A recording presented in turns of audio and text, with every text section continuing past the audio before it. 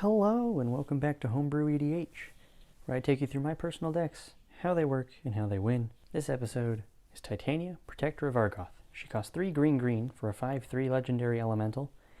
When Titania, Protector of Argoth, enters the battlefield, return target land card from your graveyard to the battlefield, and she has an ability that reads, whenever a land you control is put into a graveyard from the battlefield, create a 5/3 green elemental creature token. This deck focuses heavily on landfall triggers, getting rid of lands, and taking benefits thereof. With that, let's get into the episode. First up in this episode, there's 2 ways to ramp. There's Artifact Ramp, with cards like Commander Sphere, Soul Ring, and Soul Talisman, and then there's Sorcery Ramp, with Terramorph, which finds us a land onto the battlefield and has Rebound, Reshape the Earth, which is 10 landfall triggers at once, Summer Bloom, which lets us play 3 lands per turn, extra, so 4 lands total, and Skyshroud Claim, which is 4 mana, find 2 forest cards and put them into play, and then shuffle our library. All very efficient. What do we do with all this mana?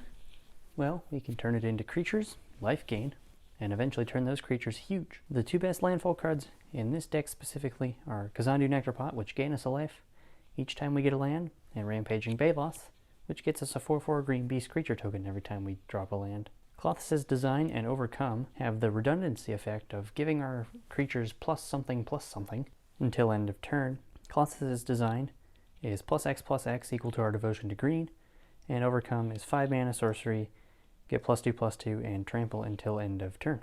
And what do we do with all these excess lands we keep playing every turn and dropping out of nowhere?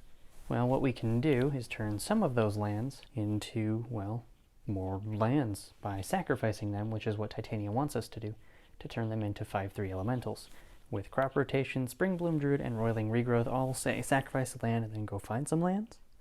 Terramorphic Expanse, Cryptic Caves, and Blighted Woodland can sacrifice themselves to do additional things.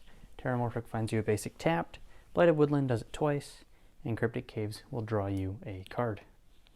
And with all these cards going into our graveyard and lands going everywhere and every which way, we need some ways to get certain cards back, like Regrowth, Bala Ged Recovery, and Revive, as well as Timeless Witness, and a card like the Mending of Dominaria can get us a bunch of extra landfall triggers once the 3rd chapter goes off, and can really help us out. And the best card in this deck is Zurin Orb. I honestly didn't know this card existed until about a week ago, when I went out to the store and saw, hey, this is a free land sacrifice outlet, and I knew exactly what deck it was going to go inside. So it's 0 mana for an artifact, where you can pay 0, sacrifice a land to gain 2 life.